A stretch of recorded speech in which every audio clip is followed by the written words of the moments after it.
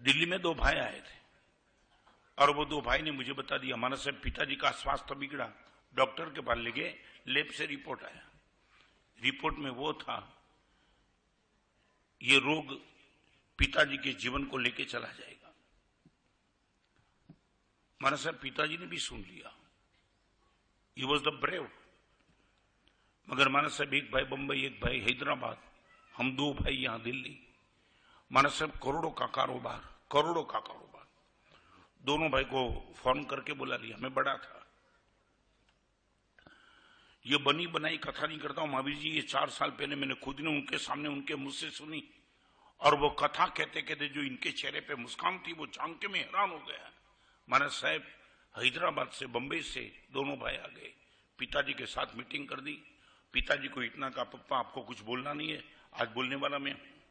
और चारों भाई की मीटिंग के बीच में एक बात रखी कि पिताजी ने जन्म से लेकर के कितनी स्ट्रगल के बीच में अपने को बड़ा किया है, और डॉक्टर ने बोल दिया है अभी पिताजी का जीवन 2 महीना, 3 महीना, 6 महीना, 12 महीना, मालूम नहीं है कितना है।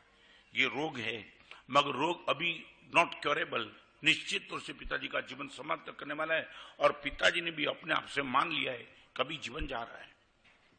हैदराबाद से आने वाले दूसरे नंबर के भाई ने पूछा, क्या करना क्या चाहते हो आप? मैं इतना ही कहना चाहता हूं, 17 साल तक पिताजी ने हमको संभाल लिया है। जब तक हम अपने पैर पे खड़े नहीं रह गए, बाजार में नहीं गए, तब तक पिताजी ने हर तरह की चिंता की है। अभी डॉक्टर बोलते कि पिताजी का जीवन 2 साल, 2.5 साल, 2 महीना, 3 महीना, इनके बाद स्मृति पथ में पिताजी रहेंगे, आंखों के सामने पिताजी नहीं रहेंगे, ओझल हो जाएंगे।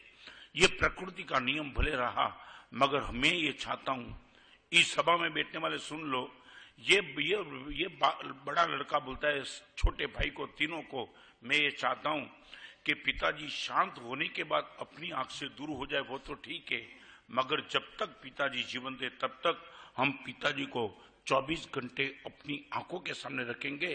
तो छोटे भाई ने पूछ लिया, दैट मीन्स व्हाट?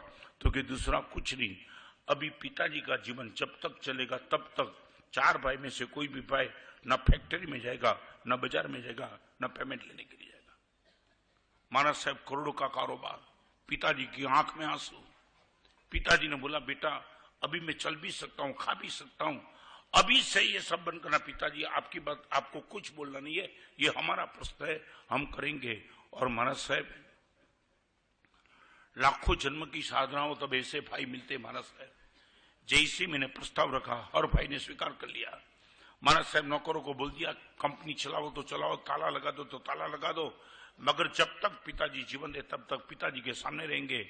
महाराज साहब पिताजी के साथ रहे, जहां भी तीर्थ स्थान में पिताजी को जाना था ले गए, खाना पीना, बैठना उठना सब कुछ पिताजी के साथ रहे। और महाराज साहब 2.5 साल के बाद पिताजी शांत हुए, तब तक एक भी दिन पिताजी से 4 में से एक भाई अलग नहीं रहा। मैं आपसे पूछना चाहता हूं, बुद्धि शार्प करना चाहते हो मां सरस्वती की साधना से? कर्तव्य का पालन, बहू सास को संभाले, बेटी मां को संभाल ले, बेटा बाप को संभाल ले, ये है कर्तव्य का पालन। इस सभा में बैठने वाले को एक प्रश्न कहना चाहता हूं, जो छोटे हैं, आपके जन्म के समय पिताजी आपके बाजू में थे, इनके अंत समय में आप इनके बाजू में रहना।